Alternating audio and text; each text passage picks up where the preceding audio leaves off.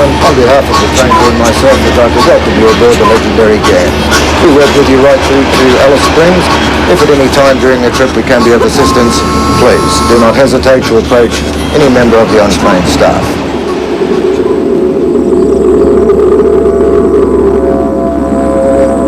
This is a story about the Ghan. This is the land that it crosses. The Ghan is not the longest train journey in the world. It's not the oldest. It's not the fastest. But it crosses the most ancient continent. The spectacle of this landscape is more subtle than the snow-capped peaks of newer lands. In fact, many people say, as they look out its windows, that there's nothing there. This land has always been hard for newcomers to understand. The European settlers feared it, or explored it and surveyed it to overcome its mystery, to defeat its challenge to their control. They built a railway line across it, a line which was expected to bring mineral and pastoral wealth, a line through a desert to carry trains powered by water, a line bisecting a land known and understood by its Aboriginal inhabitants, but few others. It reached Alice Springs in 1929, and the centre was open to those from the coast, from the cities, from the world. Train manager to the driver of DL43, I have the all clear from the station supervisor. You have first right away, thanks. Rightio, mate, on your way.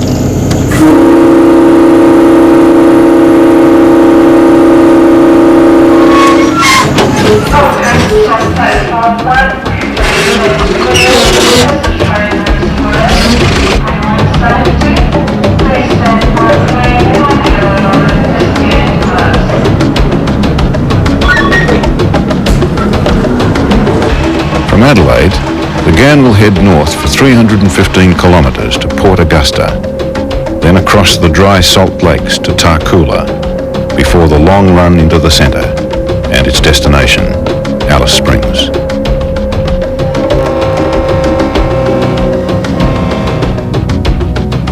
The journey of over 1,500 kilometres will take 21 hours and includes dinner and breakfast.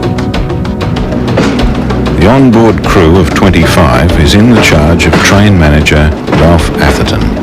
You get what you give if you treat passengers nicely and be kind to them, be friendly. It's reciprocal. What you give is what you get, and I like to speak to people and make them feel at home, make them feel relaxed. And generally, if you can set that scene early in the trip, people tend to relax and enjoy the trip more.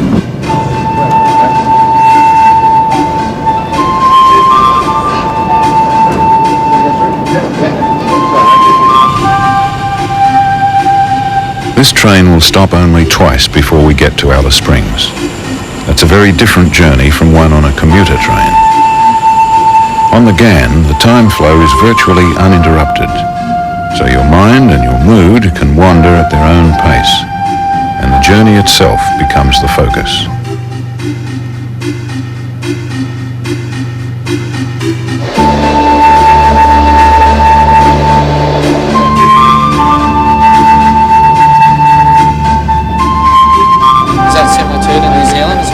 There are 320 passengers on board. While we're travelling, we'll explore the train, and we'll talk to people about their reasons, their expectations, their hopes. We'll try to discover what it is about the Ghan that generates such excitement, such affection. And we'll search for the stories which will help us to understand this journey better, and this country.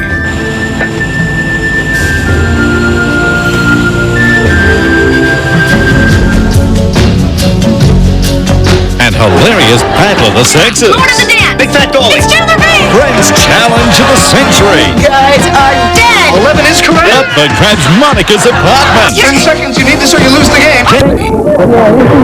This is Wellington, yeah. Yours or mine? My phone. Didn't think you got reception on the train. No, it's mine. It's both of them. Oh, no. Deborah Vincent. Hello. Yes. Hello, Heather. I'm very well. How are you? These two are working for the World Music Organisation WOMAD, which is setting up a desert concert at a rail siding 500 kilometres up the line, called Pimba. Pimba's total population is 40. Fantastic. Why a concert in Pimba?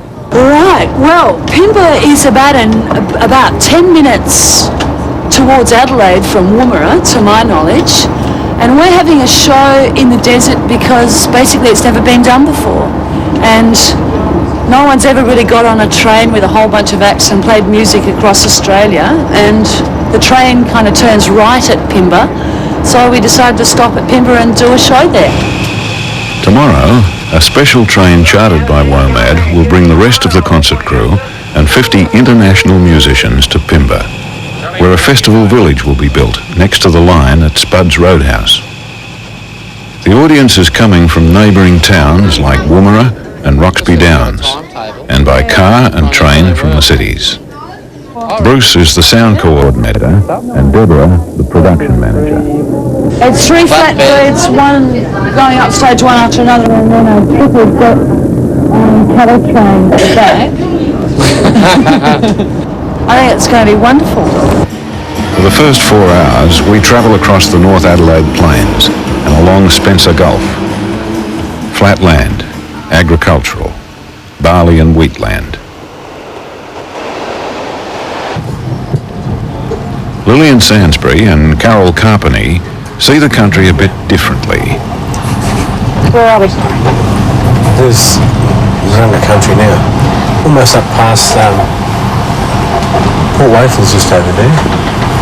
Must be coming that far up already? Yeah. That's Narunga land over there. This is Ghan country.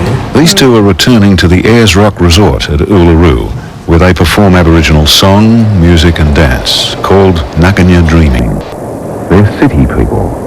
This is a new venture for them. Basically, we just finished the first 6 months contract. So we're just going back to continue because the resort has renewed our contract for a further 12 months, obviously much to our delight. Number one, we get to be employed. And number two, we get to continue doing what we enjoy, and that's, well, if you like, sharing our culture at that level. So. And number three, I mean, it's no stress. I mean, it's just nice and relaxing. You're out in the bush, and it's just wonderful. The resort caters for 330,000 visitors a year to Uluru National Park, one of Australia's best-known symbols.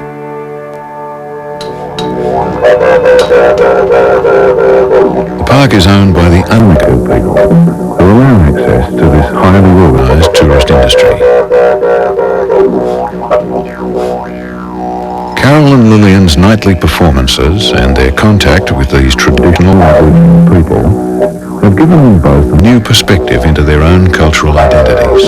I guess we're one, but there is a difference as far as, I mean, they've still got their language and their songs and their dances and all their sacred places. Back across that way now. Yeah, just moving on from the question you had for Lily. I think the connection is that we both have a sense of ownership for the land, but not in the sense that non-Aboriginal people say own the land, in the sense of custodians caring for the land, and that is the very value that's really filtering through where we are now at Uluru.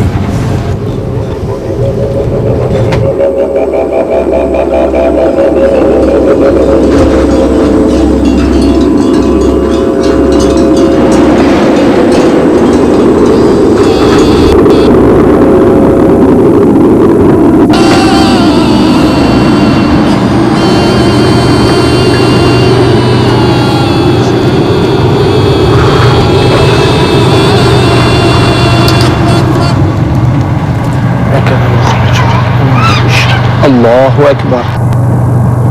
In the sit-up cars, a young Muslim is praying. Wali Hanifi from Adelaide can't be certain of facing Mecca, and he can't stop the train, but he must keep his direct contact with Allah on his way to Alice Springs.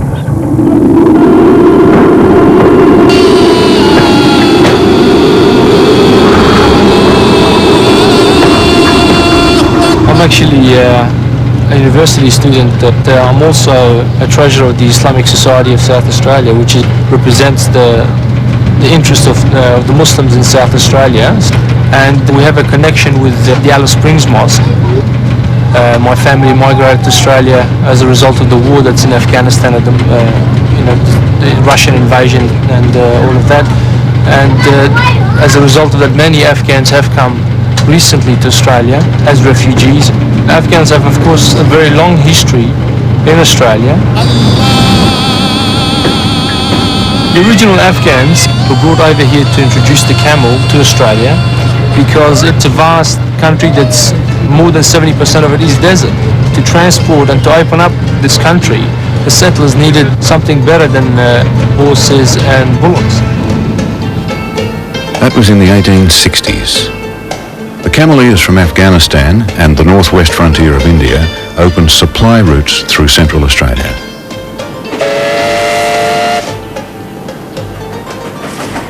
The cameleers also helped to build the railway which followed their trade routes. The railway called the Ghan.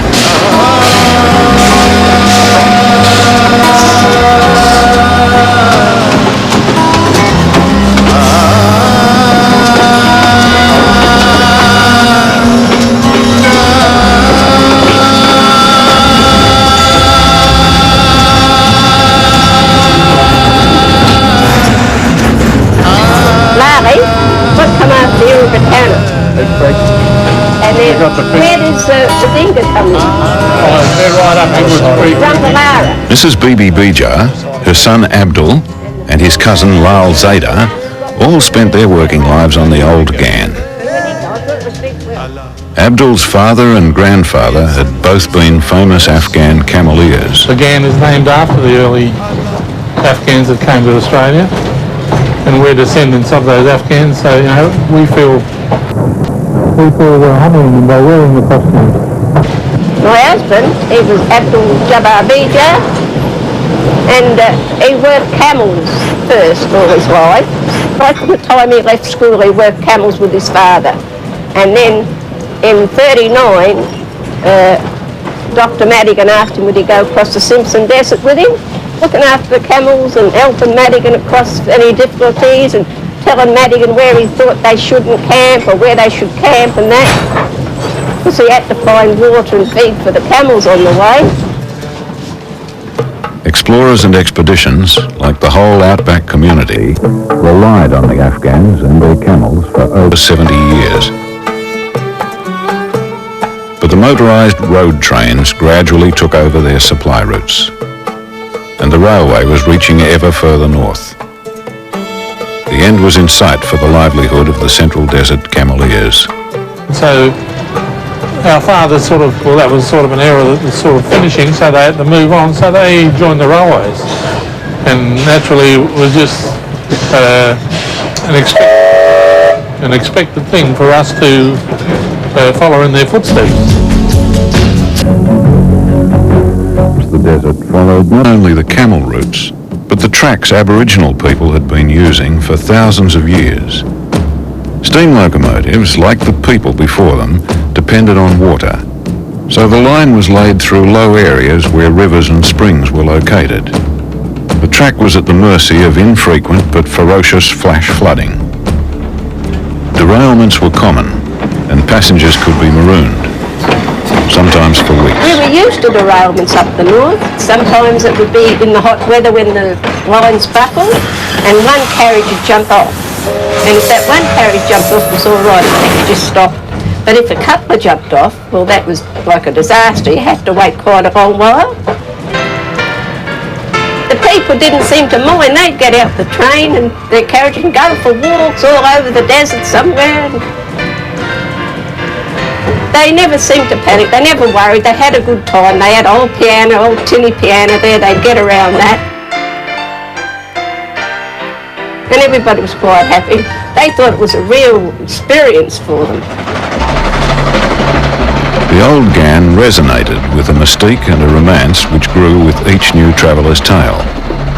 But it was never going to be tolerated in a new age which demands total predictability as well as speed and comfort. An all-weather, high-speed line was laid to Alice Springs on a new route.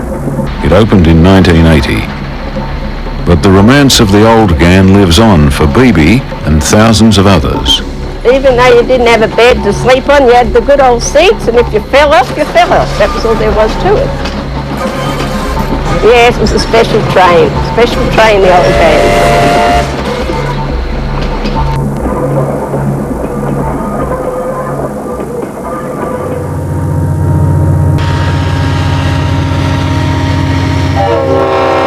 Good evening, ladies and gentlemen. This is to announce the first setting of dinner, thank you. Those passengers travelling in the first class sleeping section of the train, holding number 1 sitting meal cards, would you kindly attend the Stewart restaurant?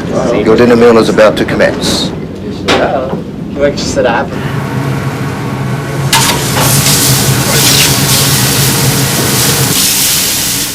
Yeah, the grapes will come from Barossa Valley. Pineapple probably from Queensland. Yeah. All right. Yeah, I know. Yeah, never. Ring a restaurant, you go buy something to eat. Yeah, you? Yeah, money. Free for us. Yeah.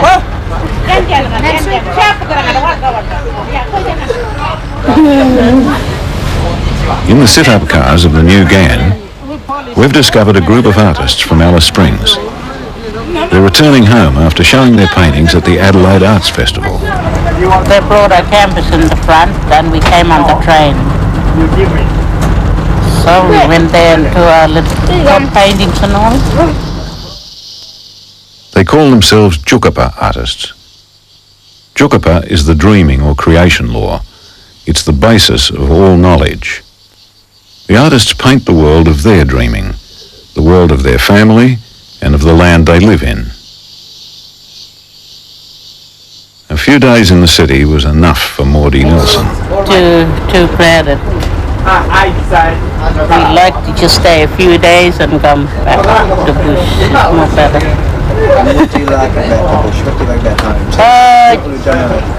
home? We want to like bush because we used to.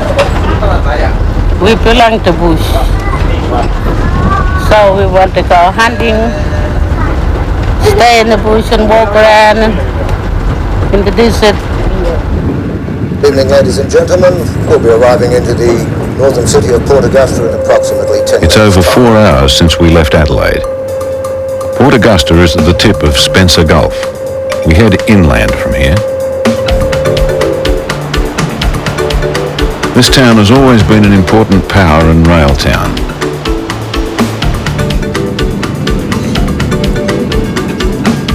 It's the crossroads for rail and road links from east to west and from south to north. It's the only scheduled passenger stop on the Ghan's journey to Alice Springs.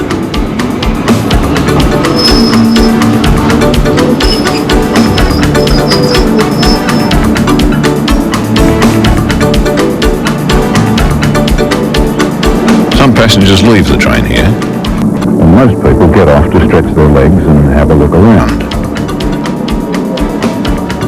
The station murals get a lot of attention, but it's a short stay. A new driving shift starts.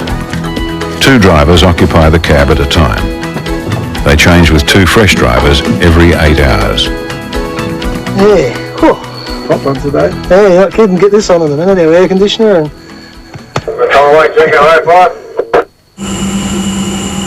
From Port Augusta, we leave the land of wheat and barley, of agriculture and tidy towns. The next leg will take us over the 32nd parallel of latitude, into the outback, and into the night.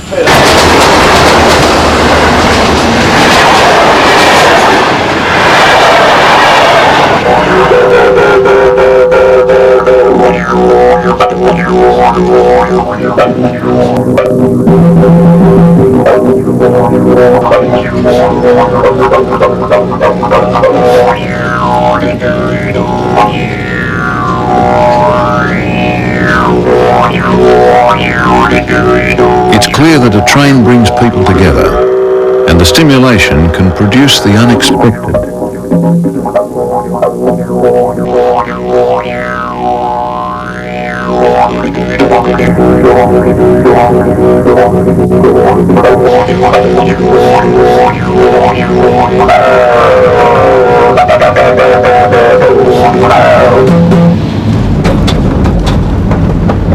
9 p.m.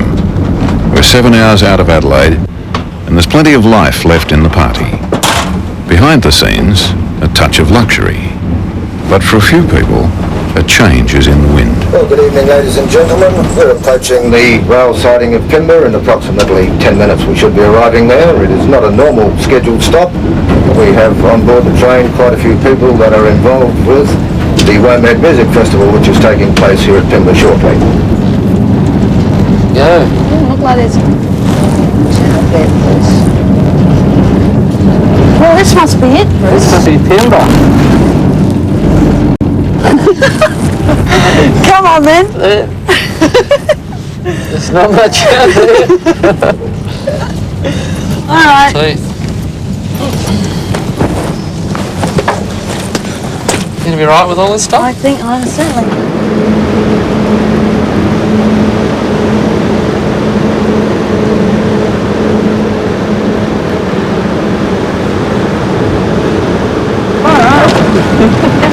Don't forget your hat.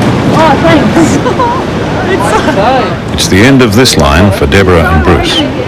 The concert at the Roadhouse is on tomorrow, if they can find it. Okay, here we go. We're off. That's where it is. Come on, Bruce, it's got to be here somewhere. That's got to be Spuds over there. Unbelievable. We're walking? Yeah. The show's about to hit town. As the chartered WOMAD concert train pulls in, with its entourage of international musicians and stage crew, this tiny desert community doesn't quite know what to expect.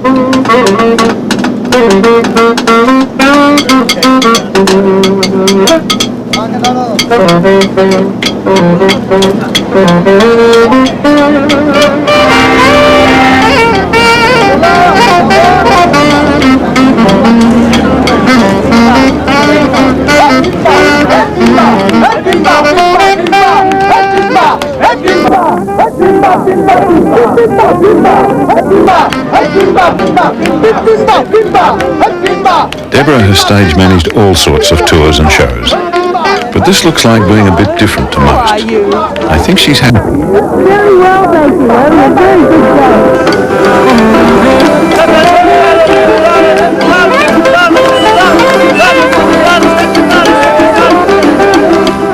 Probably 80% of my gigs are indoors. So, I mean, outdoors is new to me, but out here in the desert is new to me. And it's quite good having a backdrop. There's nothing. Yesterday watching the desert roll down on the train, and there's nobody there. There's not a building in the distance. There's nothing blocking the skyline. And every time I look out the window, it's a thing. And if one tree appears or one movement of wildlife, everyone got so excited. It was brilliant. It looks blank. It looks, just as if there were nobody. But coming from where I come, I know that there are spirits. There are ancestors walking around, seeing us passing. And I think it's full of hopes for mankind.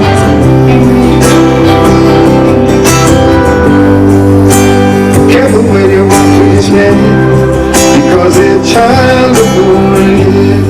Archie Roach has been on the concert train, but this is his land. I feel that the land is my mother.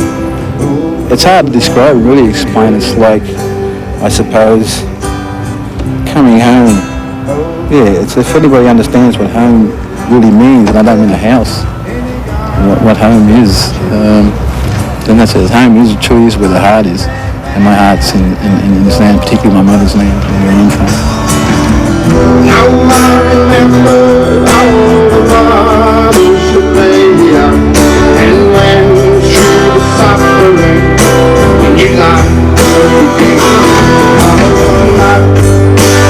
careful when you walk in this name, because a child is born, and their child is born.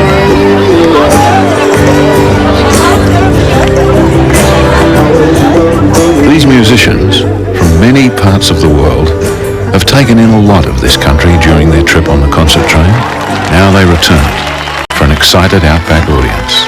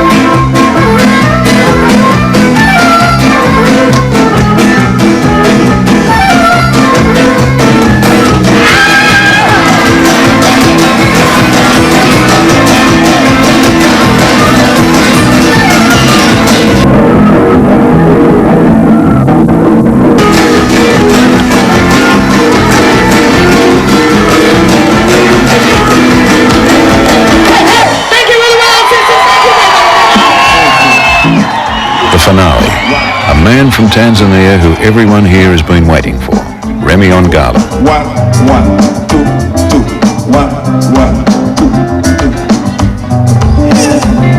I need to go back home. I need to go back home. The place not easy out. The place not easy out. Good old Pakistani home. Good old Pakistani home. Oh man! The super, super, super,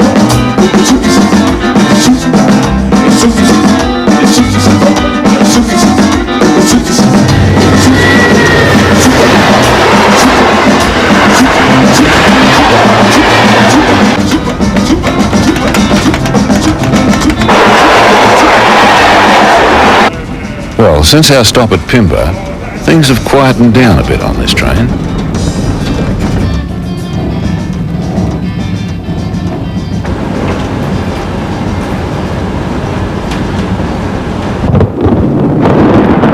Three hours up the line from Pimba, we reach Tarcoola and take on water.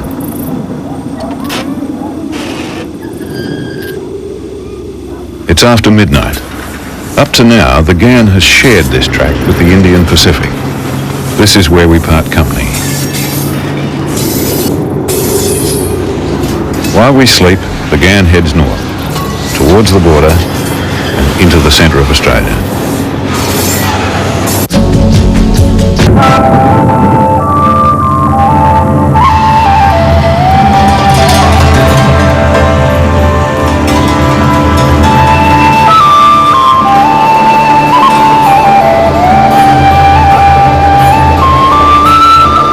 He told us he would have coffee there before 7, about a quarter till 7. Remember when I got on, they said, do you want early morning coffee? And I said, how early? And he said 6:15.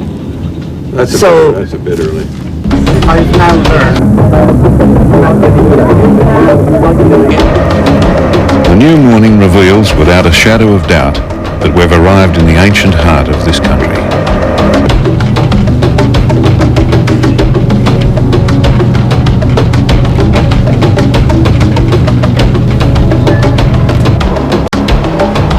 To me, being a Muslim, it makes me appreciate really the greatness and the real powers of the Creator. and that's why I'm actually going to Alice Springs to discuss with the community there and the community representatives there to increase the knowledge with the descendants who are from the old cameleers, and also to set up ways to increase the practice of Islam among the community there. Well, this top end towards Alice Springs is good because the country's good. You know, you get around Hugh River and that, and you got the big gum creeks, and it's pretty good all the way up this way. There's more vegetation. Before it was real barren and brown or tan color. This has a lot of shrubs and small trees. It's quite different than the view yesterday. The red soil reminds me of Georgia. Red clay in Georgia looks just exactly like that.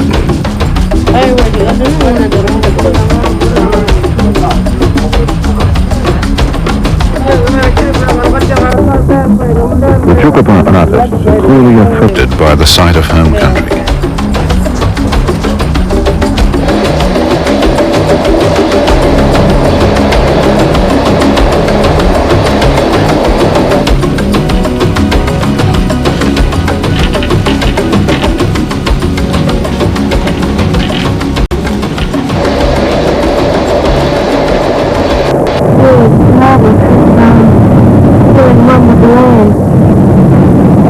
I believe I was born with it. It's something that Aboriginal people have. Might be a sixth sense or something, I don't know. I was a welfare baby in the Ghan when I was taken away from a mission on the York Peninsula from my parents when I was, I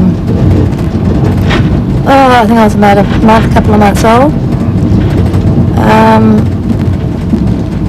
So I was brought up in Gawler in South Australia by white Australians. So I was one of the lucky ones because they were very good people. They were Christians, and I got fed and loved and sent to school and had everything. So, whereas a lot of Aboriginal people didn't have that, they were abused. I always knew that I was different because kids at school can't help but tell you that you're different, that you got dark skin, that you got a flat nose, that you got this and that. So I mean, one way or the other, I mean, it was pumped into me that I was of a different race.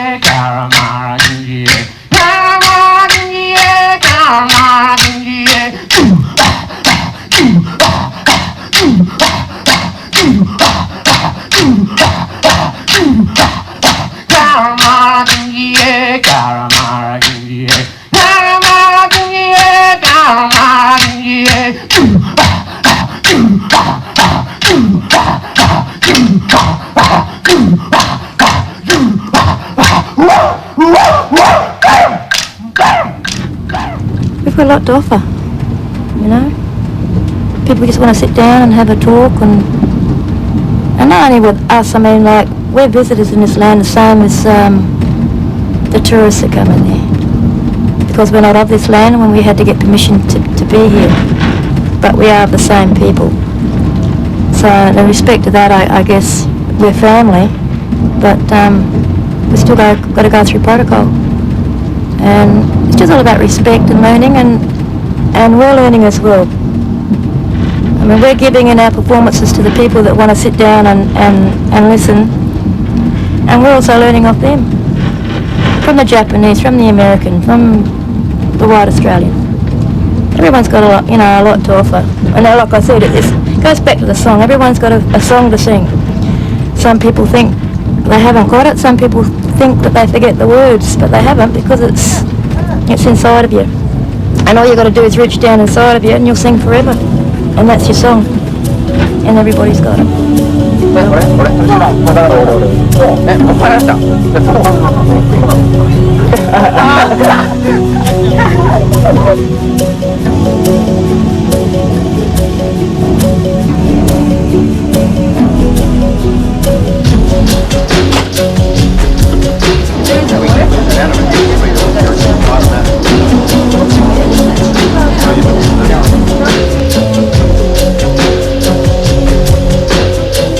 Paint me a picture of the river and let it flow.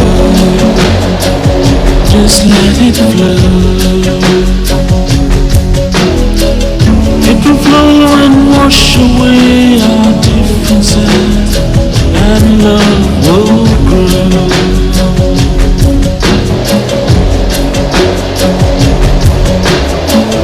You have the power to deliver, so let it flow.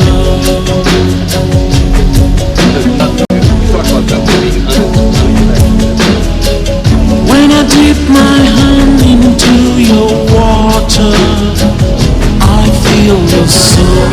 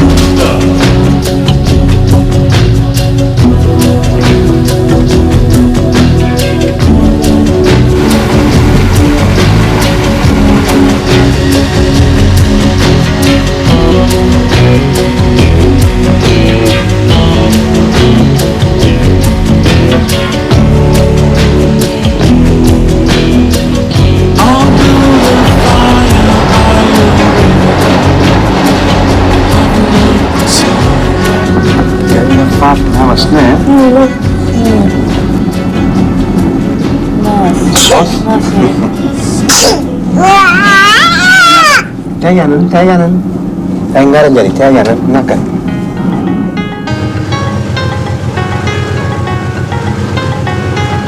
Midnight at Tarcoola, dawn at the Northern Territory border, sunrise in the centre. We'll arrive in Alice Springs at 10:30 a.m. It feels good. It all feels good. We're running on time and we expect to arrive into Alice Springs in approximately 25 minutes' time. I would ask all passengers to please have your luggage packed ready to leave the train. Please check your wardrobes, compartments, seating areas and so on before you leave to ensure that none of your personal belongings are left behind.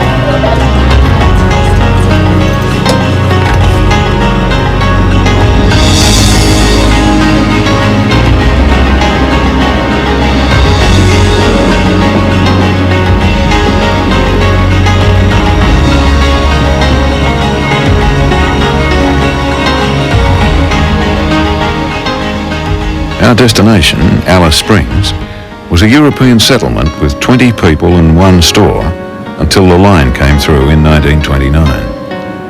It brought first contact with Europeans for most of the centre's Aborigines, and it gave the rest of the world a new frontier.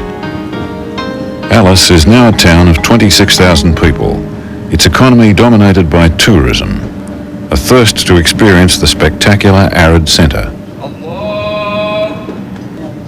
Allahu Akbar, Allahu Akbar. But for some of the Ghan's travellers, the end of the journey is the start of their real purpose.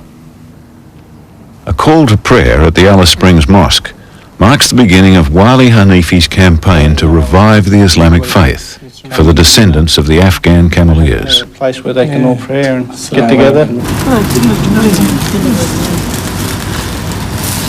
For Maudie Nelson and the other Jukapa artists, it's a homecoming. As soon as Maudie's off the train, she prepares a kangaroo tail lunch. But most of the Ghan's passengers now begin their discovery tours of the centre, of Uluru National Park, a place that's sacred for its people and the ultimate attraction for visitors to outback Australia. How far are we going? I've had A kilometre, which is 6/10 of a mile. Yeah, we've come 3 kilometers already. I had decent shoes. These shoes aren't any good. I'm a prime example of what not to wear. The sunset pictures I remember taking, I'm really proud, down in Florida, of the sun actually sinking, looked like right into the Gulf of Mexico, and then you get some really great colors. He wants them to put an ocean behind it. There we go. You'll get the colors.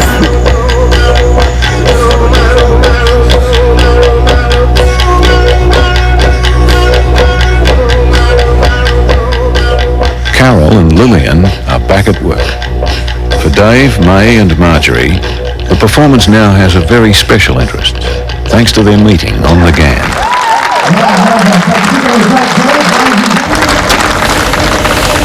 DL43, you're on to go. Train manager's right alongside of me. Yeah, make us away at 16:20. Okay, thanks. Have a good trip.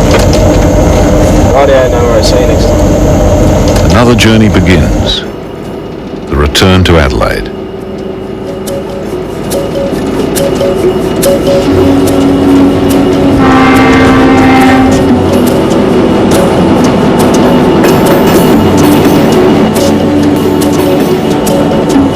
This line has always been more than a link from the south to the centre.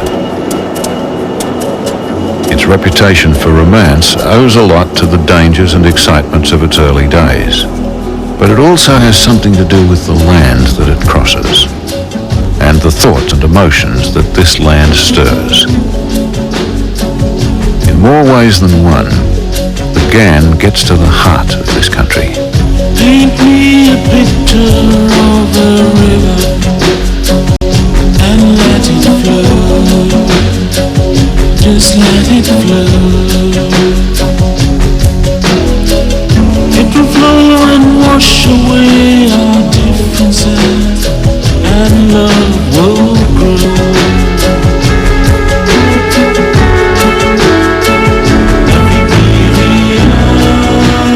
At performing